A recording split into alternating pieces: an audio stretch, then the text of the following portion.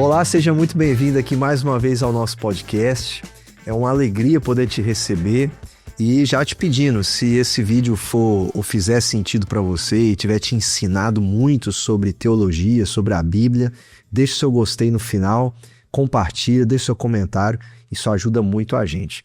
Hoje a gente tem um tema que eu preciso confessar que eu achei que ninguém ia aceitar conversar sobre esse tema comigo, porque particularmente talvez tenha sido uma das coisas mais difíceis que eu estudei para mim no seminário. Eu acho que é para muita gente também, porque traz muitas dúvidas. E o nosso tema de hoje é sobre a doutrina da Trindade. Deus é um só, Deus é três, isso é contraditório. Como é que eu posso entender isso? Existe trindade na Bíblia? Como é que eu posso encontrar isso no Antigo e no Novo Testamento? É sobre isso que a gente vai conversar, essa doutrina muito importante para nós, mas eu entendo também muito complexa. E para conversar sobre isso, o corajoso que aceitou o convite aqui é o pastor Atos, que vai se apresentar para nós e nós vamos conversar um pouquinho sobre a Trindade. Ô Atos, muito obrigado por você ter aceitado. Eu tá? que agradeço. Só uma curiosidade, o seu Atos não é aquele Atos dos Três Mosqueteiros não, né? É Atos sem o TH. Atos da Bíblia mesmo. Atos da Bíblia mesmo. Porque eu vim pensando assim, sabe que eu escrevi Atos certo no roteiro, né? Ô Atos, se apresente, a gente se conheceu o ano passado, rapidamente, mas se apresenta quem você é, de onde você veio, e depois a gente fala um pouco de como você chegou aqui em Valadares e qual igreja você tá. Bom, eu sou Atos, né? Meu pai conta a história que jogou a Bíblia pra cima e falou onde caiu o nome, caiu em Romanos. Ele falou, não, Romanos não dá. Ainda bem que não caiu em Apocalipse, ou Ageu, Zacarias. Aí ele voltou e ficou Atos, né? Eu sou pastor há pouco tempo, né? Eu sou pastor há 2 anos só. Sou paraense, natural de Belém do Pará. Né? O nome da minha mãe é Joelma, por incrível. Rapaz, brincadeira, né? Mas não é do Calypso. Não é. E nem brinquem com ela assim, que ela não gosta, né? Mas eu saí de Belém com 10 anos de idade, fui morar em Palmas, Tocantins, né? E de lá fui para Belo Horizonte, seminário, e depois vim para cá, né? Eu sou casado, eu tenho 2 filhos, um acabou de nascer, né? Tá com 2 semanas. Olha só. De vida só. E o outro tem 4 anos, né? O Asaf tem 4 e o Caleb tem 2 semanas. A gente tá naquela movimentação bacana, né? Eu imagino. De bebê novo em casa, né? Nós não temos familiares próximos, mas tá, graças a Deus, o Caleb nasceu em paz, tranquilo. A esposa é de onde? Minha esposa é tocantinense. Olha. Ela é de Palmas, Tocantins. Você foi pro seminário casado? Eu fui pro seminário solteiro e casei na metade do primeiro ano. Ah, igual eu fiz também. Eu fiz assim também. No meu 2º ano eu casei. Na metade do 2º ano eu casei. E nós somos do mesmo seminário, né? Lá de Belo Horizonte, no Reverendo de Noel Nicodemo Zeller. E eu estudei com seu irmão, morei com seu irmão nesses meses que eu fiquei no seminário, a gente morava junto lá no alojamento, né? Sim. Morava eu, ele e mais 2 seminaristas lá. A gente era da galera que não entrava, dormia, não abria a porta pra nada. Rapaz, eu morei no alojamento lá do seminário um bom tempo, só que na época que era lá em cima. Quem já passou por lá sabe, a gente chamava de pombal, porque não era... Os áureos mesmo. Peguei aquela fase ali. Tem outros que pegaram uma fase bem anterior, né, no começo, mas eu morei lá em cima, muito tempo. Muito tempo sim, morei 1 ano. E depois eu acabei casando, né? Graças a Deus. Foi a melhor coisa que eu fiz. É verdade. E a gente tá descobrindo um monte de coisa aqui que a gente acabou, que você também trabalhou na mesma igreja que eu trabalhei, que foi a primeira igreja de Belo Horizonte. Eu tive esse prazer, né, essa bênção, essa graça de Deus de trabalhar naquela igreja. Pra mim também foi muito bom. Você ficou quanto tempo lá? Eu fiquei 2 anos também, né? Os 2 primeiros anos de seminário, como era pandemia, então eu frequentava uma igreja, mas não trabalhava efetivamente, né, na igreja. Aí eu trabalhei um pouquinho, porque eu estava frequentando, né, mas aí depois que a pandemia deu uma melhoradinha, que foi quando eu fui para a primeira mesmo, efetivamente É trabalhar. verdade, você tem 2 anos, né, de formado, é isso? Tem 3 anos, vai fazer 3 anos agora, né? E 2 anos de ordenação Isso, ao 2 anos de ministério. ordenação. Ah, sim. Então você pegou a fase da pandemia lá no seminário. Foi, todo o meu seminário foi na pandemia. Peguei- Foi online, né? Eu acho que eu lembro de meu Foi irmão estudar um pouco. um ano, 2 anos online, se não me engano, 1 ano e meio. É, E rapaz, depois a gente voltou aos poucos. esse é um período inesquecível. Foi. A gente vai carregar isso por muito tempo, né? Sem dúvida nenhuma. E você tava me contando antes da gente começar também que a gente tá aqui, né, com vídeo e áudio. Você falou que também trabalhou com outra coisa foi antes do seminário? Foi antes do seminário. Eu fazia ciência da computação na Universidade Federal Tocantins, né? E nesse período que eu tava lá, eu trabalhei na rádio da universidade, que é a maior rádio do estado, né? Tive esse prazer de aprender um pouco lá com o Michel, não sei se ele vai assistir isso aí. Manda um link Era pra ele, meu né, chefe na época lá, errei muito a programação lá. Sim. Mas eu aprendi, graças a Deus. Até hoje eu gosto de mexer com áudio, né? Eu fui músico também durante esse mesmo período, então eu aprendi a gravar, a mexer em programas de gravação e tal. Nesse período foi muito bom, cara. Eu gosto muito, tava falando aqui que é uma área que eu gosto muito, apesar de que eu não mexo mais, né? Sim. É uma área ainda que eu gosto bastante. Eu aprendi uma coisinha ou outra, mas ainda não sou um expert no assunto, não, sabe? E você chegou a formar na faculdade ou não? Você terminou Não, eu ela? abandonei, cara, já próximo de formar, né? Eu já não tava aguentando mais. Eu também abandonei uma faculdade para ir pro seminário, só que eu abandonei no terceiro período. Uhum. Eu estudei só 2 períodos, né? E eu tive essa mesma sensação, eu tenho que sair daqui, eu tenho que ir logo. Eu tava Jonas, assim, É verdade. sentindo que... Eu sempre tive o desejo de ser pastor, né? Vocação. Mas eu não era da igreja presbiteriana no começo, então tive que passar por aquele período também de 3, no meu caso foram 4 anos ali de adaptação, né? Que foi o período que eu estava na universidade, né? Mas assim, eu gosto muito de computador, de tal, mas não era o que eu queria fazer, né? Na vida, então foi um período difícil nesse sentido de ter paz, né? Sim. Até dar o tempo, mas foi um período bom. Eu estudei na UFVJM, e não era uma coisa que eu queria, mas era federal, eu tinha passado, e aquela sensação assim, parece que eu não tô fazendo a coisa certa. Exatamente isso aí. E lá Deus me despertou, terminou de despertar, assim, pra eu ter mais convicção do que era, né? Como é que foi a gente vai entrar no nosso tempo aí, né? Eu tenho que aproveitar, né, pra gente conhecer bem. O seu chamado foi como, assim? Você lembra quando você teve essa convicção, assim, não, eu vou ser pastor e vou trabalhar com teologia o resto da minha vida, né? Eu acho que dá pra gente fazer um podcast disso aí, né? Olha, então vambora. Mas eu nasci num lar cristão, né? Onde sempre foi muito, assim, fomentado no sentido, assim, de que sempre foi visto com bons olhos a vocação ministerial. Sim. Só que meus pais eram neopentecostais na época, né? Assim, do meu nascimento, da minha infância. E a gente passou por uma igreja neopentecostal. Então, nesse período, eu já senti o desejo de ser pastor. Nesse período pré-adolescência já, né? Que tem mais consciência, né? Mas eu ainda não sabia como era esse caminho. Aí, no meados da adolescência, meu pai decidiu que ia mudar de igreja e assim, não tinha pra onde ir. A igreja mais próxima era a presbiteriana. Aí ele mudou pra presbiteriana, ficou 2 anos só ele lá e a gente ainda na outra igreja, porque a gente era músico. Eu tenho 2 irmãs, né? A gente cantava, tocava na igreja. Era uma igreja com muita música, né? É o estilo. E aí, de repente, minha mãe falou, não, nós vamos fazer presbiteriana também. Foi um baque, né? E eu já gostava de estudar um pouco, mas a teologia de lá, né, até então. Sim. E aí eu fui pra presbiteriana com esse desejo já no coração, assim, de ser pastor. Só que eu tive um embate muito grande, que é normal, né, de uma igreja armeniana para uma igreja calvinista, saindo da soteriologia, indo pro culto também, eram conflitos muito grandes na minha cabeça. Eu cheguei no meu pai e falei, pai, eu quero ser pastor.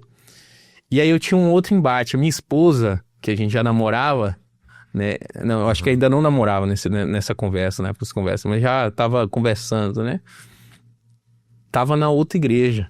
Então eu fui falar pro meu pai que eu queria ser pastor, tentando convencê-lo, né? Até então, de que eu deveria voltar para outra igreja para continuar a vocação. Aí ele falou, ó, se você quer ser pastor, você vai ser pastor aonde a gente estiver. Sim. E aí ele falou, ó, então eu vou falar com o pastor da igreja. E eu tive a bênção de, na época, a igreja tinha mudado de um pastor para o outro, e o pastor que chegou era um pastor muito bom, assim, nesse sentido de acompanhamento, né?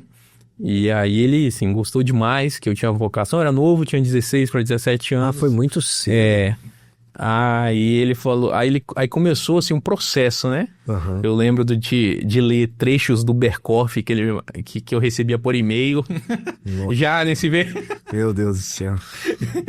E aí eu fui lendo as coisas, conhecendo, aprendendo, evoluindo já desde essa época com esse desejo de virar pastor. E aí passou-se anos, né? Eu fui pro seminário já com 23 anos. Então eu entrei com 24. Foi bem depois, assim, do meu início na igreja presbiteriana, que foi bom pra mim. Já conhecia um pouco, né? Isso foi em Palmas, Tocantins. Aí, geralmente, o pessoal do Tocantins vai pra Goiânia, que é o mais próximo. Sim. Esse pastor, que era meu tutor, que é o reverendo Danilo, ele é professor no seminário de Belo Horizonte, ele dá um módulo de plantação de igreja. E ele estudou lá também. Eu acho que foi um pouco antes de você estudar lá. Eu acho que ele formou em 2008, 2007. E aí ele falou, ó, eu vou fazer de tudo pra você ir pra Belo Horizonte, que aí vai ser bom pra você, Sudeste e tal, não sei o quê. Bons professores, não que de Goiânia não esteja, né? Não seja, mas dentro da perspectiva dele pra mim. E foi realmente maravilhoso, cara. Foi maravilhoso, assim. Em Belo Horizonte eu encontrei amigos e tal, a vocação floresceu mesmo, né? E eu dou graças a Deus por ter mudado pra presbiteriana, né? No início não queria. Que bom. Mas graças a Deus, Deus conduziu todas as coisas de maneira providente mesmo. E as coisas foram acontecendo, e a minha esposa mudou pra IPB depois, né? E aí deu tudo certo, graças a Deus. A vocação é uma coisa que sempre foi muito natural pra mim mesmo, assim. Que eu fui tomando decisões cedo, aí Deus fazia eu esperar um pouco. Uhum. E aí foi acontecendo até chegar aqui em Valadares, né?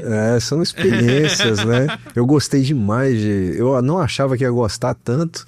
Quando eu fui muito apreensivo na época, porque aqui eu já tinha morado na Grande São Paulo quando adolescente, mas tinha tempo que eu estava longe de cidades maiores, né? Mas eu gostei demais de morar em BH. Gostei muito também. E minha esposa, apaixonada com BH.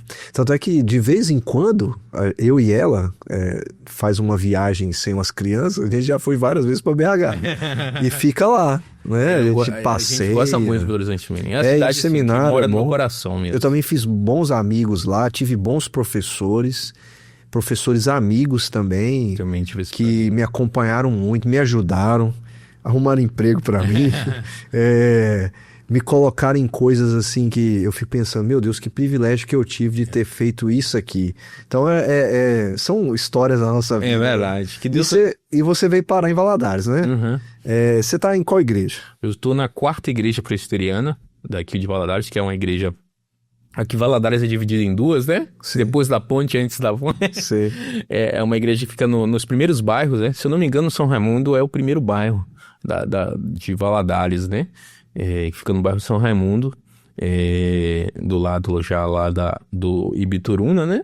Sim. E é uma igreja de 67 anos, cara. Uma igreja que o pastor do reverendo Ronaldo Lidório foi pastor lá. O pastor não, o pai, né, no caso. O pai do Ronaldo Lidório foi pastor lá. Então o Ronaldo Lidório frequentou a igreja lá, o pessoal lembra dele, criança. E eu até uso bastante isso lá, que de vez em quando eu uso um livro do Ronaldo Lidório pra fazer alguma série, né? Sim, sim. Aí eu falo, ó, vocês têm que estudar, que o cara nasceu aqui. É verdade. É igual aqui na primeira igreja, quando eu cito o reverendo Ulisses. Aí quando eu falo o nome dele, todo mundo faz assim, ó. Porque ele foi dali, aí todo mundo pensa, o que vai falar dele? Aí eu sempre é pra citar alguma coisa que eu aprendi com ele, sabe? Isso é legal. E você tá ali esses 2 anos? Eu estou lá 3 anos, vai fazer 3 anos, né? 2 anos e pouco. Eu passei minha licenciatura lá. Fui transferido licenciado do Tocantins pra cá. E aí eu passei a licenciatura já na 4ª igreja. E aí fui ordenado e estou lá no 2º ano de ordenação, né? É uma igreja muito antiga no bairro, né? Conhecida. E eu louvo a Deus, né? Porque quando a gente sai do seminário, a gente não espera que uma igreja histórica faça um convite pra gente. Sim, é verdade. A gente nunca espera, né? Não sente... Mas Deus tem desenvolvido o trabalho lá, tem acontecido, tem sido um momento realmente muito bom de desfrutar o que Deus faz através da gente, né? Agora como pastor, tem sido muito bom. Que bom. Você sabe o endereço de cola? É a Rua Colombita, número 80, do bairro São Raimundo. Então, quem tá vendo a gente é de lá, ou próximo já sabe onde é, né? Vamos lá. Agora vamos finalmente entrar no nosso tema. Rapaz, eu fiquei assim, o que eu falei no início aqui, eu não imaginava que alguém ia aceitar conversar isso comigo. Aí quando eu te mandei a mensagem, você falou assim, é Trindade. Eu pensei, rapaz, achei alguém, né? Um maluca, né? Que vai gostar do assunto, porque para muita gente, eu acho que deve ser, é igual escatologia, né? É que tanto de dúvida na cabeça, porque principalmente a gente tá falando aí de Deus, né? A gente tá falando do Filho, do Pai, do Filho, do Espírito Santo, como é que isso funciona dentro da nossa vida cristã. A primeira coisa que eu te pergunto é por que você aceitou? Qual que é a relação desse tema com a sua vida de estudo aí da teologia sistemática? Eu tenho uma relação com a teologia sistemática, né? Já há um bom tempo. Não há tanto quanto eu gostaria, né? Mas já há um bom tempo tenho feito um mestrado nessa área. Então é uma área que eu gosto bastante, porque é uma área que nos ajuda a compreender conceitos que parecem, como você está dizendo, um tanto abstratos na nossa leitura do texto bíblico. E Trindade é talvez a grande base de toda a teologia que a gente pode construir através das Escrituras, porque Trindade é o próprio Deus, é quem Ele é de fato. Então eu escolhi esse tema dentre os que você me deu, porque eu pensei que talvez seria uma boa conversa falar sobre a base de toda a nossa teologia, né? Sim. Da construção, a gente pode chamar arquitetônica, né? Da nossa teologia reformada, é justamente a nossa concepção sobre Deus. Então é fundamental. Apesar de ser complexo, né? Às vezes até um tanto filosófico, né? É realmente fundamental entender quem Deus é, para que então a gente construa a nossa teologia de uma forma correta e coerente, né? Sim, a gente vai chegar ainda nas Escrituras, né? Pra gente pegar algumas referências bíblicas de como é que a gente enxerga a Trindade na Bíblia, né? Porque tem uma coisa famosa, né? De que esse nome não aparece na Bíblia, realmente, né? Nós não temos. Mas assim, você falou de teologia reformada, existe uma diferenciação entre essência e pessoa na Trindade? Como é que isso funciona? Eu acho que a gente pode começar o nosso pensamento aqui a respeito de Trindade, pensando que, apesar de nós fazermos definições como essas, né, de essência, substância e pessoa, ainda assim, não é porque a gente dá significado a termos que isso vai se tornar necessariamente 100% claro, né, na nossa mente. Eu lembro de um livro que eu li do Sproul, em que ele falava sobre conceitos suprarracionais em relação à existência de Deus, do próprio Deus, né? Quando a gente fala de Deus, a gente está falando de um ser totalmente outro, né? Acima de nós. Então, ainda que a gente faça e construa definições, como eu quero fazer aqui, a gente quer fazer aqui, a gente precisa entender a nossa limitação e ser humilde, né, em relação a essa limitação. Mas essência, na teologia, a gente chama de essência aquilo que Deus é.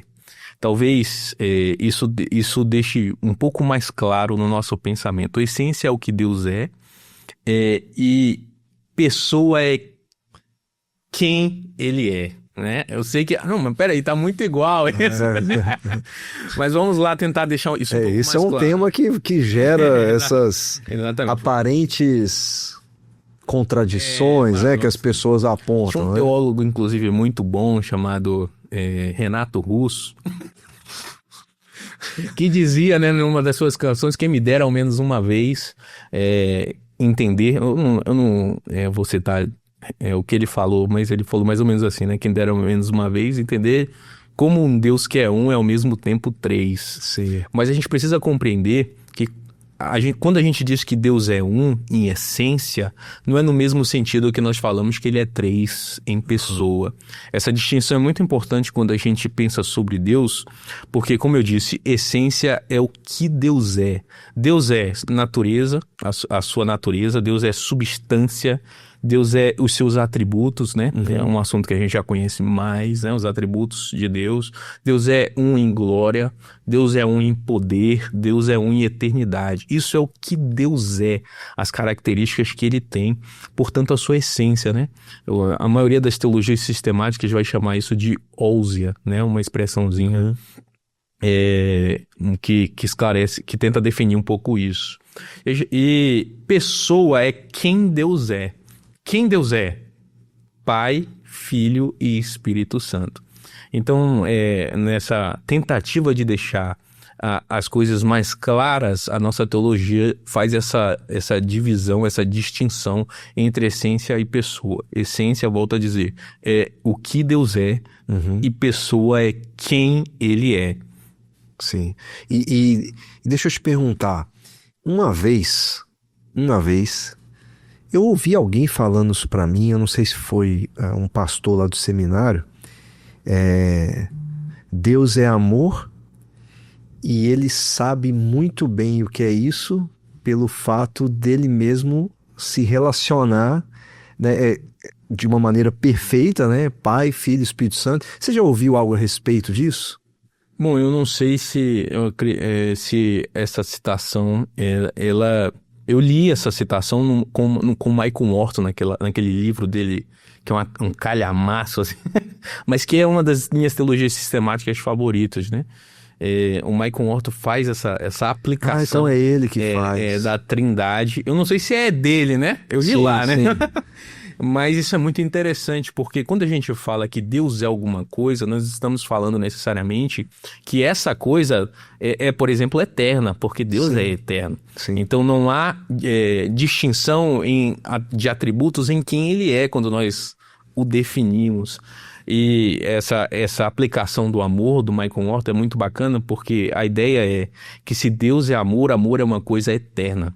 Vem antes do tempo, vem antes da criação, da nossa existência. Portanto, Deus não cria o homem porque está lhe faltando alguma coisa. Sim. Né? Ele não cria o homem não porque... é carente. Exatamente, Deus não é um ser carente. E a Trindade, uma das aplicações da Trindade de maneira prática é justamente essa.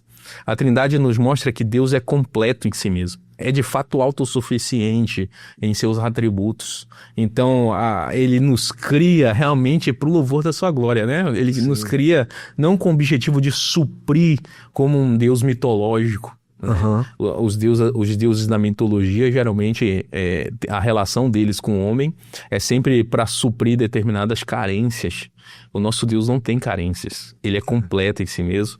E ele nos cria para que, então, a gente seja completo com quem ele é, né? Isso é muito interessante. Vai ser bonito, hein? Seja completo com quem ele é. E eu lembro disso, eu tenho isso na memória. E aí faz muito sentido, né, de você pensar, Deus é amor, ele quer ter comunhão conosco, porque ele mesmo, ele não tem essa carência, né, de nós, mas ele sabe muito bem o que é isso, né, e ele vivencia isso desde a eternidade, né, isso é fantástico, fantástico. Isso. E pode ser chamado então de uma aplicação prática, para a gente entender a própria Trindade. Uma das aplicações mais belas é justamente essa. O amor. É o amor. Né? Porque o amor passa a ter uma dimensão muito mais profunda do que aquela que a gente dá. Né? A gente acha que amor é um negócio superficial, um negócio que tem ou não tem. Esse sentimento estável, né? Ou como sei lá, a nossa cultura tenta mostrar amor, né? De outras maneiras, e é o mesmo amor que vai odiar também. É uma confusão imensa que a gente vive. Você falou de quem Deus é, quem Deus é, o que ele é e quem ele é e quem ele é. Exatamente. Isso. O que ele é, quem ele é. Nós estamos falando de Pai, Filho e Espírito Santo. Assim, para quem está escutando a gente, o que distingue cada pessoa da Trindade sem dividir a unidade de Deus, né? Quem é o Pai, quem é o Filho, quem é o Espírito Santo? E essa é uma outra parte da Trindade que precisa sempre ficar clara pra gente não cair em heresia, né? Depois eu vou te perguntar se tem alguma heresia que chama atenção. Porque dependendo da forma que a gente faz essa divisão de pessoas, a gente pode cair em determinados erros, né? A gente está realmente em um ambiente espinhoso no sentido de que precisa ter um pensamento sério e correto para que a gente chegue realmente àquilo que as Escrituras nos mostram, né? Mas o Pai e o Espírito são 3 pessoas, como a gente já falou. O Pai, o Filho e o Espírito, que eles se distinguem entre as suas relações eternas. Essa é uma expressão dentro da teologia sistemática que nos ajuda a entender por que há essa distinção, as relações dele, né? A maioria dos teólogos vai dizer que o Filho foi gerado pelo Pai, o Espírito gerado pelo Pai e pelo Filho. Então, quando a gente fala dessa distinção entre as pessoas da Trindade, a gente está falando dessa palavra que significa que foi gerado, mas gerado não significa que ele foi criado.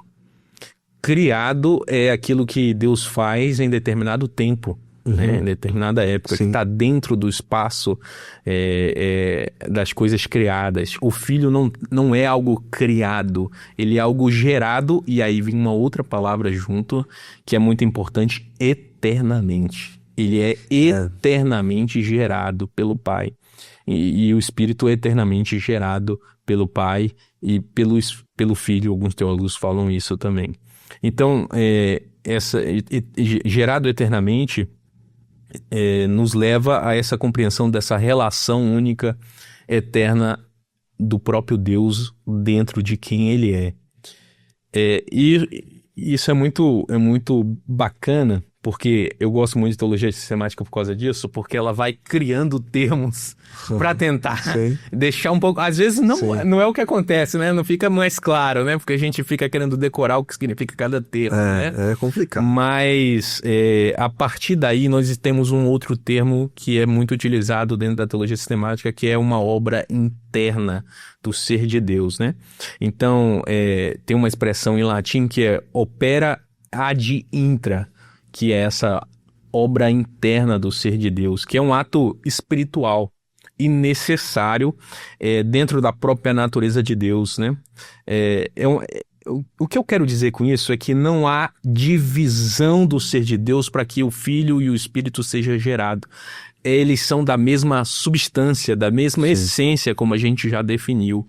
Então Deus não se divide em 3 no sentido de que ele corta uma terça parte, de que o Filho é uma terça parte e o Espírito é uma terça parte. Eles fazem parte da mesma coisa, são da mesma essência, mas o Filho é gerado pelo Pai e o Espírito gerado também pelo Pai e pelo Filho. Então eu acho que o nosso pensamento aqui precisa ter essa definição e essa distinção entre criação e geração. Eu acho que talvez assim fique um pouco mais claro. A criação é aquilo que acontece ex nihilo, né? Que a gente chama lá no... Eu não lembro, eu assisti um podcast aqui que vocês falaram disso, eu não lembro com quem foi, né? Mas vocês falaram dessa questão da criação, né? Criação é aquilo lá, é o que acontece em Gênesis, é a voz, né, sendo criada, e geração é uma coisa que acontece na própria substância de Deus, né, no seu próprio ser, e acontece de maneira eterna. Então não houve um tempo que não existia Jesus. Jesus sempre existiu. Não houve um tempo que não existiu o Espírito sempre existiu. Então há uma distinção, mas não há uma separação. É por isso que Calvino vai falar lá, né, de distinção e separação. Sim, sim. Porque ele está tentando defender de heresias que a gente vai comentar ainda aí, justamente essa questão de que o fato deles serem distintos não quer dizer que eles são separados em quem ele é. Sim. Eu até te perguntar isso, né? Mas você já definiu o que Calvino quer dizer com isso, né? Tanto é que você vai lá para um texto que eu gosto muito, é Marcos 2, quando Jesus perdoa os pecados do paralítico, e os mestres da lei falam, mas somente Deus perdoa pecados. Jesus tem autoridade de perdoar pecados. Por isso que a gente prega, né, que Jesus é Deus. É Deus. Né, o Deus encarnado, né, que se fez carne, que habitou entre nós, o Verbo eterno. Então, e com os atributos, né, o poder, né, a glória de Deus, né. Esse é um texto muito bacana, cara, porque Jesus vai mostrar que ele é Deus, fazendo uma comparação, né? O que é mais fácil? Sim. O que é mais fácil? Jesus pega justamente um atributo, uma essência que só poderia vir de Deus e deixa bastante claro que ele tem, Sim. né? Diante dos fariseus lá que estavam contra ele. Então, é muito legal porque Jesus mostra exatamente o que a teologia sistemática mostra, né? Que se ele faz parte desse todo de Deus, ele é Deus. Sim. Ele não é outra pessoa, né? Sim, isso é incrível. Ele usa até a frase, né? Para que vocês saibam que o Filho do Homem tem autoridade para perdoar pecados, levanta e anda. E ele faz isso mostrando o poder. Sim. O poder que é um atributo incomunicável, né? Sim. E essa capacidade, né, de perdoar pecados. Você já, eu acho que falou sobre isso, como é que a frase de Calvino, né, distinção sem separação, ajuda a gente a compreender a Trindade. E aí você mencionou sobre heresias, né? Existem algumas, eu anotei algumas aqui, modalismo, arianismo. Qual que é a heresia que mais chama a sua atenção quando a gente fala de Trindade, assim? É muito interessante porque quando a gente pensa em história da igreja, em combates a heresias, né? A concílios que combateram em pensar na heresia, às vezes a gente pensa nessas coisas, né? Isso já aconteceu comigo, né? Talvez seja só eu, né? Mas eu acredito que não. Como coisas muito distantes do nosso pensamento atual. Como coisas que a gente já venceu, assim, e pronto, e acabou-se, né? Quando a gente está no seminário e é mais ferrenho, né? Com a teologia, a gente acha que o cara da igreja já tem que saber que isso é uma heresia e que pronto, acabou-se, né? Mas eu acredito que heresia se combate com verdade, né? E quando a gente pensa em Trindade, e por isso que eu falei que é um assunto um tanto espinhoso, porque é muito fácil a gente trazer certo tipo de definição de uma maneira que nos caiba a mente. Sim. Nos caiba a mente. Então, a maioria das heresias que a gente tem hoje dentro da nossa igreja em relação ao próprio ser de Deus, elas não são heresias assim no sentido de o cara escolheu aquilo ali para ser contra o pensamento da igreja e tal, como acontecia muito antes. Mas são coisas que às vezes a gente assume sem saber que é uma heresia, porque aquilo ali foi o jeito que a gente encontrou de explicar determinado assunto difícil. Acho que acabou, mas tá ali. Exatamente. Então, por exemplo, o modalismo, que apesar do seu nome difícil, modalismo é a ideia de que Deus é uma única pessoa, que ele apenas se manifesta de 3 formas diferentes. Talvez fique mais claro se a gente pensar numa roupa, né? Em roupa. Todas as vezes que a gente veste uma roupa, nós continuamos sendo a mesma pessoa, mas com roupas distintas, né? Eu tenho até um caso engraçado, onde eu tava na academia, né? Eu não vou muito, né? Mas uma vez eu fui... Parece não, mas eu vou, né? Uma vez eu tava lá, e aí eu tinha combinado com um rapaz da igreja lá, um amigo, pra gente malhar junto lá. E aí eu fui pra academia de chapéu, era cedo de manhã, eu fui com boné, né? E sem óculos. Você perguntou de chapéu ou de boné? De boné, né? Chapéu eu fui de boné e sem óculos. E aí o cara passou na minha frente aqui, ó. Então a gente é muito parecido, né? Rapaz, ninguém me reconhece, não. Esse passinho eu não te vi lá, não. É porque eu tô disfarçado. Eu sou a mesma pessoa, mas tô contra a roupa. Exatamente. O modalismo é mais ou menos esse pensamento acerca de Deus. Que Deus ele é multifacetado no sentido de facetas mesmo, de caras, que ele vai colocando máscaras para fazer determinadas missões, para cumprir determinadas coisas, né? Mas que ele continua sendo o mesmo Deus, é a mesma pessoa, só que várias caras, né? É quase quem gosta de Marvel, eu gosto bastante, né? Quase um Loki, né? Sim. Se disfarça. Exatamente. Veste põe um outro rosto. Perfeito. O modalismo vai pro pensamento da distinção, ele dá significado à distinção das pessoas, fazendo essa afirmação de que Deus ele só usa outros rostos, mas que ele permanece sendo o mesmo, quem é. E isso é uma heresia porque nega a existência de três pessoas ao mesmo tempo. Uhum. Coisa que acontece no texto bíblico o tempo todo, né? Por exemplo, na grande comissão, lá em Mateus 28, 19, nós percebemos a coexistência das três pessoas ao mesmo tempo, assim como o batismo de Jesus. Uhum. Por exemplo, que talvez seja o texto mais clássico para se explicar a Trindade, né? Onde a gente vê o filho sendo batizado, o pai falando e o Espírito com uma pomba. Esse é meu filho. Exatamente. E o Espírito vindo sobre Então a gente vê três pessoas ao mesmo tempo. Sim, isso é ao mesmo tempo. Então o modalismo peca justamente nesse sentido aí, né? Sim. E deixa eu então já pensar em correções aqui, porque a maior acusação que as pessoas fazem, né, a maioria delas, Trindade não está na Bíblia, o nome, né, a palavra Trindade. E aí, para a gente falar de fundamentação bíblica, como é que você responde a uma pessoa que talvez até hoje pense isso, mas esse nome nem está na Bíblia, por que vocês acreditam nisso? Mesmo com tudo isso que a gente já falou até aqui, né? Como é que responde essa objeção usando um fundamento bíblico? Primeiro, assim, tem que concordar de fato, né? Nem todo termo teológico é um termo encontrado nas escrituras literalmente. Sim. A teologia sistemática, como eu comecei dizendo, ela se propõe a dar significado a questões que aparecem no texto bíblico. A gente pode encontrar Trindade em todas as escrituras, apesar de que, como nós sabemos, a revelação é progressiva.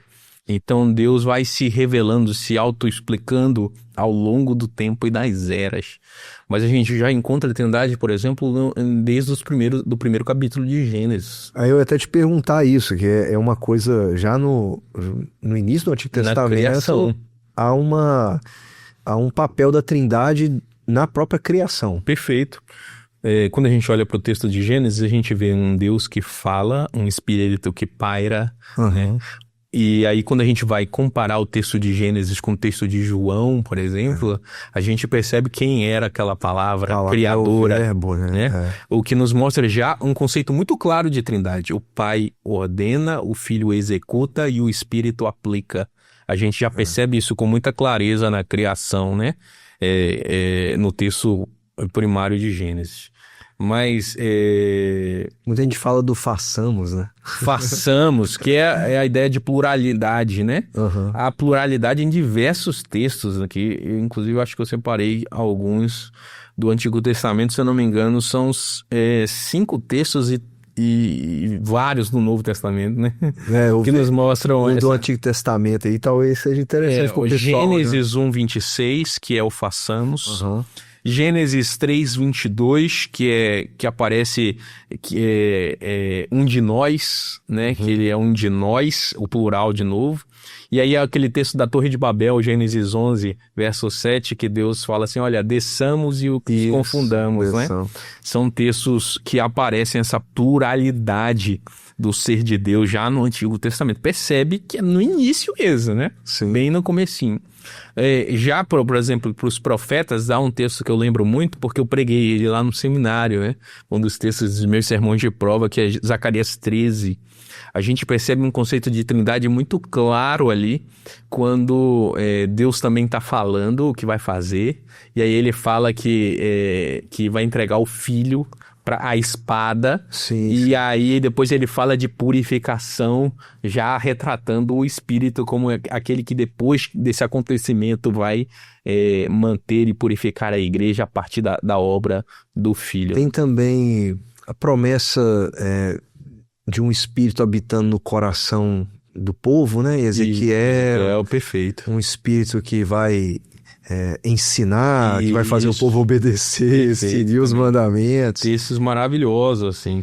É interessante, assim, quando a gente fala, por exemplo, de cristologia, né? Não tem esse nome na Bíblia, mas nós estamos falando sobre Cristo, né? O Messias, falando sobre o Senhor Jesus, dentro da doutrina do Espírito Santo, né? Que é a pneumatologia. Esse nome também não está lá, mas a gente fala do Espírito Santo, né? Conceitos muito utilizados por nós e, assim, unânimes, tipo encarnação. Sim. Encarnação não aparece nas escrituras a palavra encarnação. Sim. Encarnação é um conceito dado, né? Para dizer, olha, o Deus se fez homem, né? Sim. Então, a teologia sistemática trabalha muito com conceitos que não são necessariamente bíblicos no sentido de que nós encontramos letra por letra lá, mas são conceitos bíblicos porque eles tornam mais resumidos ideias maiores. Sim.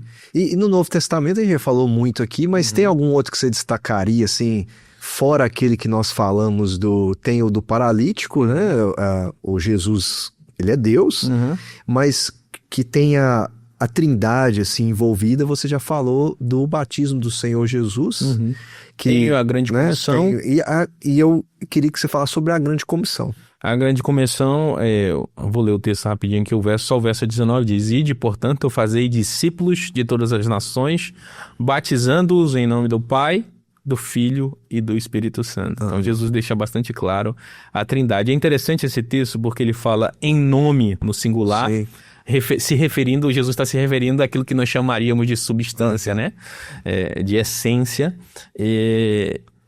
Ou seja, eles são um em essência, né? Por isso que Jesus está falando no singular. Mas então ele faz a distinção. Pai, Filho e Espírito Santo, eles são três em pessoas. Jesus parece ter o conceito de trindade muito clara. Ele entende muito bem, né? Ele entende isso muito bem. E essa parte da grande comissão, ela é interessante, né? Você tem o próprio Senhor Jesus realmente afirmando, né?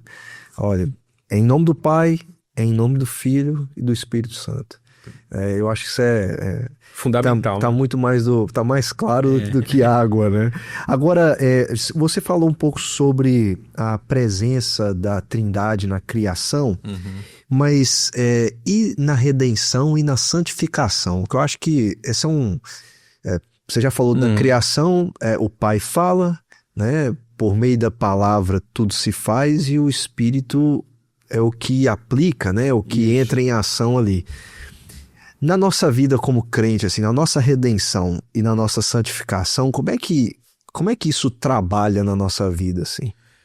Paulo vai deixar isso um pouco claro, assim, pra gente, não tanto, né? Trindade, né?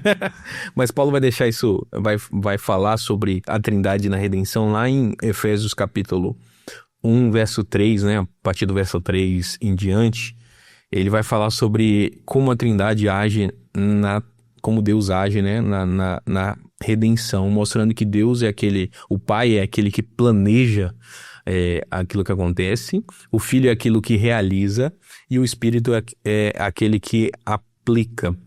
Esse é um conceito muito trabalhado num livro que para mim assim foi um dos livros que mais assim me deixou assim impactado com quem Deus é e como ele age na nossa história. Um livro do Kevin Van Hoosen. Se conhece esse teólogo, ele cunha um termo nesse livro chamado teodrama, né? Inclusive eu tenho um canal no YouTube chamado Teodrama por causa desse livro. Não é um canal muito alimentado, mas tá lá, né? Tá lá com alguns com alguns vídeos lá falando a respeito dessa terminologia e desse conceito que nos leva à compreensão de como Deus, de maneira trina, age nas nossas vidas, na redenção, na santificação. Deus é aquele... O teodrama é um termo que significa assim, ó, imagina a vida, a existência como um teatro de Deus. O pai é aquele que é o diretor dessa peça, o escritor dessa peça. O filho é o ator, né? É aquele que é o ator principal da peça, e o espírito é aquele que tá organizando tudo, tá conduzindo. Então, quando nós pensamos em redenção, nós estamos pensando justamente nesse trabalhar de Deus, e é o que Paulo vai dizer lá em Efésios, né?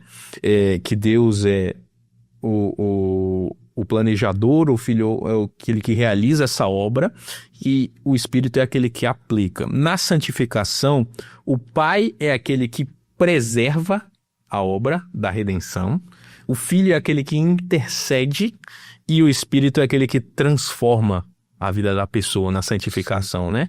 Por isso que nós oramos, né, através do Espírito, para que o Espírito transforme a vida de alguém. Quando a gente está orando por alguém que está em pecado, por exemplo, geralmente nós fazemos esse tipo de oração, já é comum na igreja, e para nós, ó, que o Espírito Santo de Deus fortaleça. E realmente esse é o trabalho do Espírito na santificação, né? Então fica bastante claro pra gente aí o trabalhar de Deus nesse teodrama, né? Sim. Nessa história. E aproveitando, né, falando de vida cristã, tem eu tive o Manassés, meu professor de Antigo Testamento, ele falava muito assim, o Pai por meio do Filho no Espírito. Ele sempre falava isso, e isso tem muito a ver com a nossa vida de adoração à Trindade, né? Porque você está falando aí da aplicação da Trindade na nossa redenção, na nossa santificação. É uma obra de Deus, né, feita por meio do Senhor Jesus Cristo, aplicada pelo Espírito. E como é que a Trindade aparece na nossa oração? Né? Vamos falar de oração um pouquinho. Adoração e no serviço cristão. Você conseguiria... desenhar para nós aqui o papel né, da Trindade na nossa vida diária como crente, porque como crente a gente ora, a gente adora, a gente serve. Perfeito. Né? Em Efésios capítulo 2, verso 18, Paulo vai falar assim, porque por ele ambos temos acesso ao Pai em um Espírito. Paulo faz questão de nos mostrar que na oração nós estamos falando com o Pai, é o que diz o texto, por intermédio do Filho em um só Espírito. Então a Trindade trabalha na oração dessa maneira.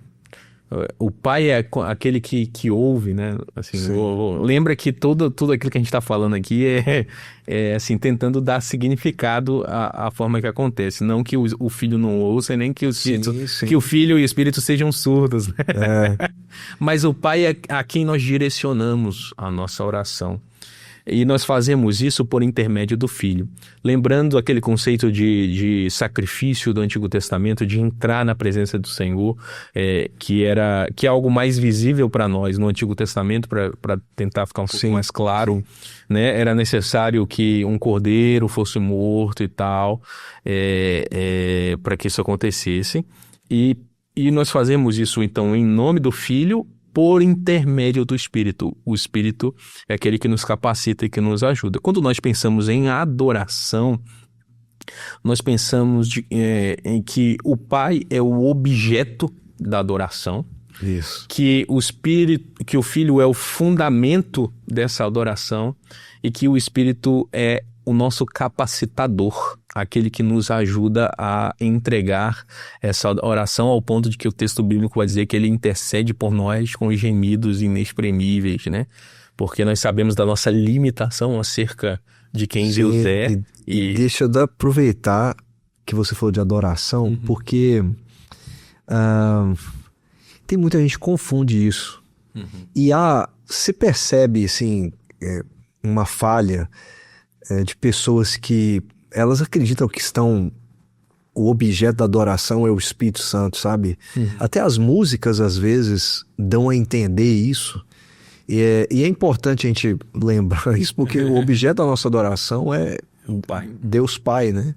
Perfeito. Você já viu isso ou eu tô vendo sozinho? Não, a gente- Eu já vi isso já- muito, já ouvi demais. É porque o Espírito, hoje, numa perspectiva teológica assim, mais contemporânea, né, a gente pode colocar assim, Aham, ele é aquele doce, né? aham. É aquela parte mais doce, mais assim, Sim, mais fugiu uma palavra, né? Assim, mas que não é programado. Hoje a gente tem na adoração, muito por conta que eu não vou citar nomes, sei, sei. mas por conta desse contexto, principalmente Belo Horizontino ali, Sei, sei. essa adoração mais livre, no sentido de que não é prescrito, né? Não é regulado, e aí o espírito acaba ganhando esse caráter de liberdade, não, fugiu a palavra que eu quero dizer. E às vezes é uma liberdade, é uma coisa que me incomodava muito, assim, eu sempre fui tido como mais tradicional mesmo, não tem problema não. Apesar de eu não me achar tanto, assim, mas tinha algumas coisas que me incomodavam no passado, por exemplo, da presença do Espírito, eu tenho liberdade para correr, para pular. Aí eu ficava assim, gente, mas será que a ação do Espírito na minha vida me dá liberdade para correr? Dá vontade de pular. É como se eu não pudesse pular antes, né? Como se eu não pudesse correr antes. Os grandes corredores não são crentes, né? Limita, é igual você falou, traz a Trindade pro nosso tamanho, né? O Exatamente. tamanho da nossa mente, do nosso coração. O que é interessante é que nós não vemos nas escrituras uma adoração que não seja presa à palavra. Sim. Na nossa igreja nós chamamos isso, no caso do culto, de princípio regulador, né? Que é a palavra. E de fato, se você olhar nas escrituras, Deus não dá espaço, não dá liberdade no sentido de que nós podemos fazer coisas que não são prescritas por Ele mesmo e direcionadas Fazer o que eu quiser. exatamente por Ele mesmo para adorar. Esse é um assunto que eu tento ensinar muito na igreja, porque eu tenho um pensamento, não sei se seu pensamento é o mesmo, de que se a gente fizer correções escriturísticas, no caso, né? Se a gente for bíblico no culto, o resto da vida das pessoas vai se tornar um pouco mais fácil, né? De ser bíblico também, direcionado ao Pai. E a nossa falta de compreensão, já ligando a esse conceito correto de Deus, entender quem Deus é e o que Ele é de fato, nos ajuda a adorá-lo da maneira correta. Adorá-lo da maneira correta. Porque, como você mesmo falou, a gente às vezes direciona, a gente às vezes faz algumas coisas que não é o que Deus quer, não é aquilo que Ele faz, e às vezes a gente acha que Deus está recebendo aquela adoração ali, sendo que não tem nada a ver com Ele. Você está adorando a si mesmo, aos seus próprios conceitos, as suas próprias percepções, né? Calvino tem aquela famosa frase, né, de que o coração do homem é uma fábrica de ídolos. Esse é uma questão, uma ideia que eu gosto muito de replicar no culto, porque quando nós distorcemos quem Deus é, quando nós não temos um conceito fiel a palavra de Deus, de quem Ele é, de que Ele é trino, de que existe uma maneira correta do trabalhar dele, existe uma maneira correta de nós trabalharmos para Ele, nós estamos adorando um outro Deus. Sim. Um outro Deus. Sim, e às vezes, é igual eu brinquei, tem gente que acha que eu sou tradicional, é porque tem gente que olha para isso e pensa, mas vocês estão engessando demais. Não, é porque a gente não pode fazer o que a gente quer. Né? O culto não é pra gente, apesar de muita gente achar que é, né? Exato. Tipo, hoje eu não gostei, hoje eu não me senti muito bem. Aí foi, mas quem tem que se sentir bem, né? Quem é que tem que receber? Quem que é o objeto da adoração? Quem recebe glória? Quem é adorado o tempo todo? Por meio de quem? Então, eu acho, dentro da adoração tem tanta coisa para falar, mas assim, porque tem muitas distorções dentro disso, principalmente influenciada pela música gospel, contemporânea, essa coisa toda. É como eu falei, né? A gente vive num tempo de que aquilo que você sente, aquilo que você gosta, aquilo que você é a prioridade aonde você está. Sim. né? E no culto é justamente a inversão disso, É. né? Eu sempre gosto de falar lá na igreja, olha, o domingo, ele não é o último dia da semana. Ele é o primeiro. Sim. Isso já é uma teologia muito prática, muito forte de o primeiro dia da adoração ser o primeiro dia de fato da nossa semana, nos mostrando a necessidade de que Deus seja o antes de tudo, né? Sim. O começo de tudo, Sim. né? Inclusive na nossa forma de adorar. Às vezes a gente quer levar o jeito que a gente faz no nosso quarto para a igreja, né?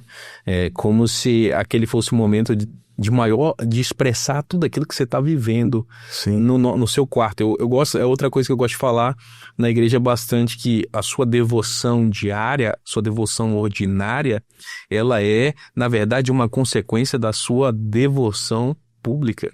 E não o inverso. Sim. Hoje as pessoas acham que você só vai cultuar no domingo se você tiver uma vida devocional em casa, mas é o inverso. Sim. Porque é no domingo que você está fazendo exatamente o que Deus te mandou fazer, para que então você seja sustentado pelo Espírito ao longo da semana. Por isso que a gente tem tanto uma preocupação com que a canção seja clara, e principalmente que a exposição seja clara. Perfeito. Porque senão, como é que vai entender, né? É claro que a gente faz isso na dependência do Espírito Santo. A gente pode até falar sobre esse papel da pregação, né? Não sei nem se a gente tem tempo para isso. Mas por isso que tudo tem que ter um roteiro muito claro, porque aquilo ali não é pra gente, né? É pro Senhor. Perfeito. É pro Senhor. E no serviço cristão, você daria para poder aplicar a Trindade no nosso serviço? Isso é muito legal pensar na Trindade no nosso trabalho, no trabalhar, né? No serviço, na nossa vocação, a gente pode classificar assim. Porque, na verdade, toda obra cristã, ela é fruto de um Deus triuno, né?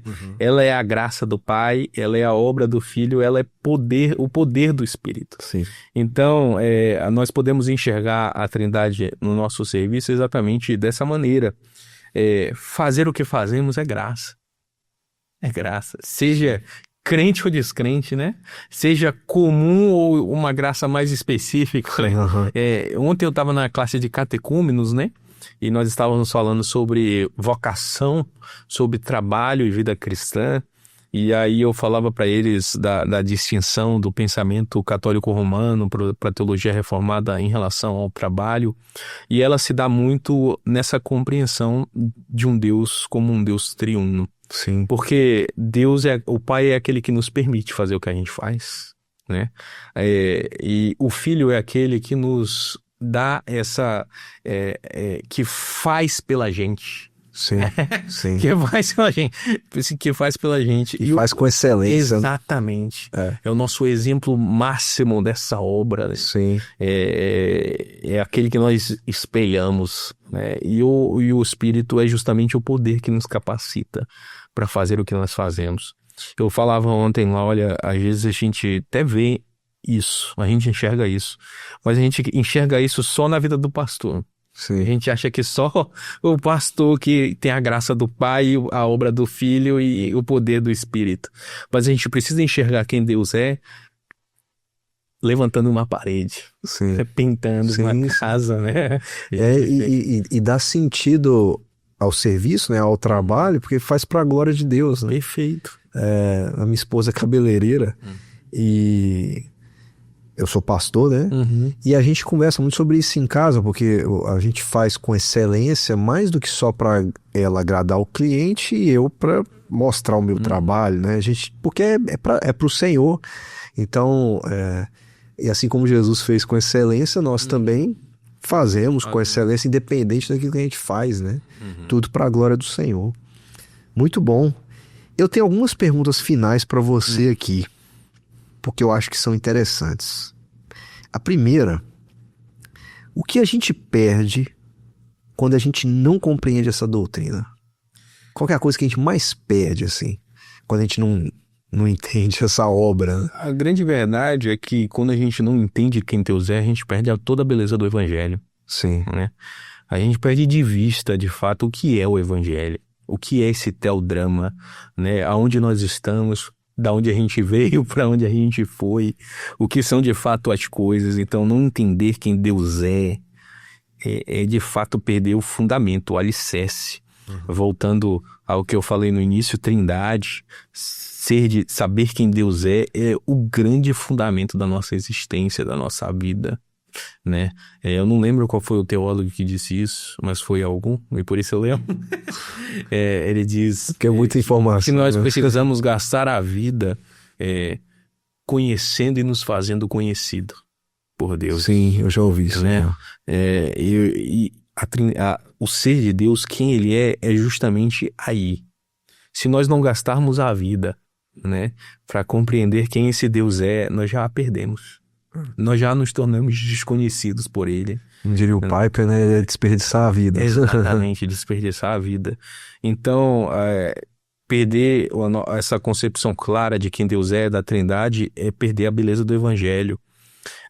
Enxergar a salvação, e isso aqui é muito interessante, a salvação deixa de ser para a gente a obra desse Deus triuno e passa a ser vista como alguém nos perdoando dos nossos pecados simplesmente, tão simplesmente, né? Como alguém que, tem uma borracha, tem gente que usa essa analogia, né? E sai apagando as coisas ruins que a gente faz. Deus não é essa pessoa. A nossa perspectiva de quem ele é como um Deus triuno é a perspectiva de alguém que é convidado a fazer parte dessa comunhão eterna. Sim. Então, volta aquela concepção do amor, aquela concepção de unidade que Deus quer nos inserir, fazer de nós como ele é. Nós somos a imago Dei, né? A imagem de Deus. Então, Deus nos criou para fazermos parte dessa comunhão eterna. E quando a gente perde essa concepção de trindade, de quem Deus é definitivamente, um Deus triuno, a gente minimiza demais, deixa muito pequeno a obra de Deus e o que ele quer, né, para as nossas vidas. Amém. Eu acho que essa penúltima aqui, porque a última é só mais pessoal mesmo, como é que a doutrina da Trindade fortalece a nossa segurança no Senhor?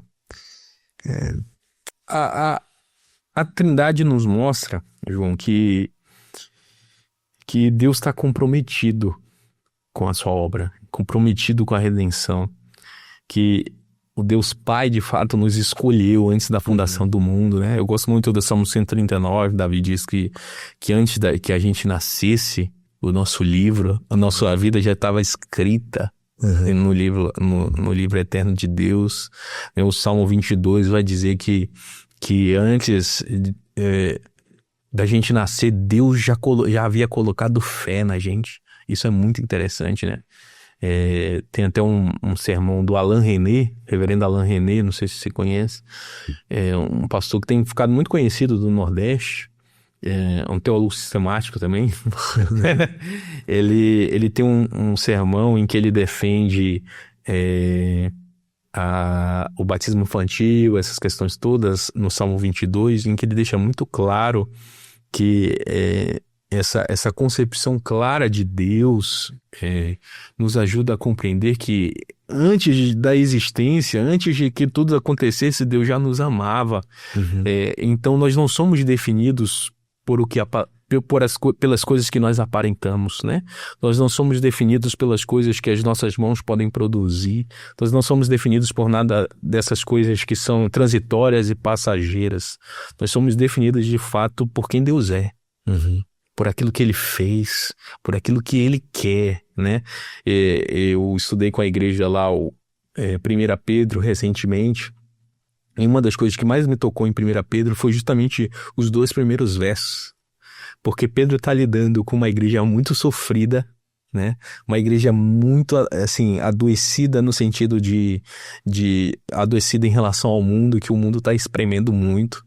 E aí ele faz questão de dizer, olha, Deus sempre conheceu vocês. Deus criou vocês com um propósito eterno. Uhum. Deus sempre, Deus desde a eternidade escolheu vocês para fazer parte de quem Ele é, fazer parte dessa obra, para ter um papel nesse teodrama, né? E isso é muito interessante porque, mais uma vez eu volto a dizer, conhecer quem Deus é necessariamente conhecer quem nós somos, né? Uhum. Essa não é uma frase minha, é uma frase do pai da igreja, Agostinho de Hipona, né? Conhecer-te, ó conhecedor de mim, conhecer-te é tal como eu sou conhecido por ti. Né? Agostinho é um dos meus teólogos favoritos aí, ele fala isso olhando para quem Deus é. E ele foi das grandes mentes pensantes acerca da Trindade, acerca de quem Deus é. Agostinho parece que conseguia entender muito bem que conhecer a Deus é tudo que a gente precisa, né? Tudo que a gente precisa para o nosso fortalecimento, para nossa segurança, né? Amém. Aqui, muito obrigado. Muito obrigado mesmo. Eu agradeço aí. Nós é um assunto complexo, mas muito belo ao mesmo tempo, né? Assim, dentro da teologia, né? Sistemática. É muita... E faz parte, assim, de cada momento da nossa vida cristã. Com certeza. Né? O Pai, o Filho, o Espírito Santo. E nós nessa eterna dependência de tudo isso. Para eu finalizar, assim, uma palavra de encorajamento para quem nos escuta, assim, para estudar sobre esse tema. E se você tem uma indicação de um livro, assim, pensa em um e fala assim, ó, esse daqui vocês vão aprender muita coisa sobre esse assunto. Tem um livro chamado Deleitando-se na Trindade, do Michael... não vou lembrar o sobrenome dele, mas se botar Deleitando na Trindade, vocês vão pesquisar lá. Ele é um livro muito bacana, porque ele não é um livro apenas de teologia sistemática, no sentido de dar significados a termos, mas ele faz aplicações muito, muito belas nesse sentido. Um outro livro que eu poderia indicar é já um livro assim, que é uma espécie de resumo das doutrinas principais, né? É um livro do Jean Francisco, um pastor presbiteriano que está nos Estados Unidos agora. Ele se chama Reformando o Discipulado. Nesse livro ele faz um resumo, mas ele faz um resumo muito bem feito. É um livro assim, sabe aquele livro que tem diversas citações distintas, que você pode, a partir dele, conhecer outras obras, né? Não tem nada que é do Jean ali, né? Assim, claro que tem um jeito dele de escrever, né? Mas assim, eu acho que o grande pensamento desse livro é realmente fazer com que as pessoas conheçam diversos teólogos. Assim, então ele cita bastante. E ele conceitua bastante a ideia de trindade. E esse Deleitando-se na Trindade é um livro maravilhoso também, que vai fazer diferença, não tenho dúvida, na vida de todo mundo. E a palavra que eu tenho, eu até separei aqui uma frase de Agostinho, ele diz: Fides quarens intellecto, uma fé que busca entendimento, né? Uma tradução livre. Eu acho que nós devemos viver assim. A gente vai se deparar ao longo do conhecimento de Deus em diversos momentos que a gente vai precisar ser humilde para reconhecer que é pequeno, porque nós estamos falando de Deus, né? Sim. Nós estamos falando da obra de Deus, as coisas de Deus. Eu gosto muito de teologia.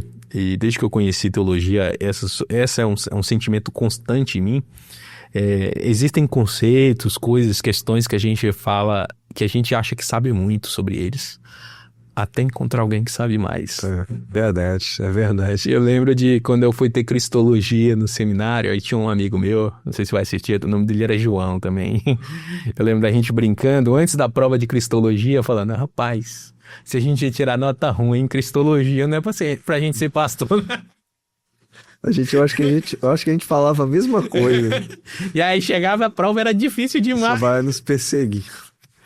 Rapaz, a prova do Ulisses é de cristologia, tá? Meu Deus do céu. Eu imagino, né? Ele é famoso pelas provas dele. Uma vez ele tinha um funcionário, aí a gente tava tomando café um dia antes da prova. E todo mundo muito tenso para fazer a prova. Aí o funcionário dele subiu e falou assim: gente, eu vou falar para vocês, tá? Reverendo Luiz estava preparando as provas com o computador, até travou. Aí eu falei, meu Deus do céu. Desse jeito você não ajuda a gente, não. Mas é porque a gente... É isso, exatamente isso. Se eu não for bom nisso daqui, eu tô perdido, né? É a base, né? Você conhecer Jesus, você pode conhecer nada, mas não conhece. Tem que conhecer. Mas é isso, eu acho que a nossa fé, ela vai custar a nossa vida, de fato, né? O Bonhoeffer, um dos meus teólogos favoritos, né? Foi o primeiro livro, né? Que eu estudei com a igreja, assim. E foi um livro, assim, que eu acho que Deus usou mais na minha vida. Foi o Discipulado do Bonhoeffer, né? Era um livro que eu ia lendo os capítulos, assim, e ia ficando assim, cara... impressionado com a beleza do evangelho que a gente conhece, sim, mas que muitas vezes está muito longe da nossa vida, né? Da nossa vida. Então o Bonhoeffer nos mostra isso escrevendo e na prática, né? Porque ele é alguém que morre lá na Alemanha nazista e tudo mais. E a nossa fé realmente é uma das frases que ele repete no livro, né? A nossa fé vai custar a nossa vida, né? Seja intelectualmente, né? Entendendo conceitos, estudando, seja de maneira prática, de fato, né? Se é pastor, você sabe, né? Da onde você teve que sair, as coisas que você teve que largar. E eu acho que é importante a gente dizer aqui no podcast que isso não é pro pastor só. Sim. Todo mundo tem que abrir mão. Essa graça, né? Usando o Bonhoeffer, não é barata. Ela nos custa tudo, vai custar a nossa vida de fato. Então, o que eu quero dizer pros nossos ouvintes aí é que vale a pena gastar a vida para conhecer esse Deus, né? Para se conhecê-lo e se fazer conhecido por ele. Amém. Muito obrigado. De Augustinho, Confissões? Confissões. Ele tem um livro só sobre Trindade também, que ele discute bastante, né? Eu acho que eu já vi a capa desse.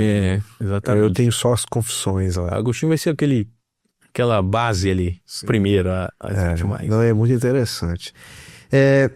Você falou que tem um canal, Teodrama, tá sem ser alimentado, mas se alguém quiser te encontrar no Instagram, tem? Tem Atos, com 2 S's, Lopes. Encontra você lá. Encontra o quarto igreja também, né? 4 IPBGV, que é o da igreja. E de lá é fácil me encontrar também. É isso aí. Muito obrigado por ter aceitado. Eu que agradeço. E você tá fazendo mestrado em qual área? Tô fazendo em teologia sistemática, lá no Andrew Jones. Tá com o Eber Pai? Eber Pai, exatamente. Isso aí. Eu quase fui pra lá. Eita, vamos lá, cara. Eu não acabei de desistir. Não, desistirão, vamos lá. Mas me fizeram muito medo na época. Não, é difícil realmente, mas é muito gostoso, cara. Eu imagino. Muito bom, muito bom. Quando você volta mais aqui e a gente conversa sobre outros assuntos. Vamos, sempre que me chamar eu venho. É isso aí, muito bom. Que Deus abençoe, tá, a sua vida. Amém. Muito obrigado por você ter aceitado. É um tema complexo, mas realmente muito bonito, com muitas aplicações importantes para a vida cristã e que envolve tudo, né? A nossa oração, adoração, pregação, serviço, tá tudo meio que permeado não, né? Tá tudo coberto por isso tudo, né? Que é a teologia da Trindade, a doutrina da Trindade. Então Deus te abençoe a esposa, que eu esqueci o nome. Sabrina, os filhos Asaf e Caleb. Deus abençoe sua família lá. Obrigado, eu agradeço. E eu imagino que vocês estão numa luta terrível, né? 2 semanas. 2 semaninhas. Mas até que o menino é calminho, graças a Deus. Que bom, graças a Deus. O segundo é mais calmo. Graças a Deus. Muito obrigado, Deus te abençoe. Amém. Você ficou com a gente até aqui. O meu agradecimento também a você. Como eu falei do início, deixa aqui o seu gostei, compartilha, comenta. Vai que você conhece uma pessoa que precisa ouvir o que a gente discutiu aqui, o que a gente conversou. E se esse vídeo fez sentido para você, deixe seu comentário aqui se você compreendeu a doutrina da Trindade e o quão isso foi belo e bonito na sua vida, tá bom? Que Deus te abençoe, um grande abraço e até a próxima.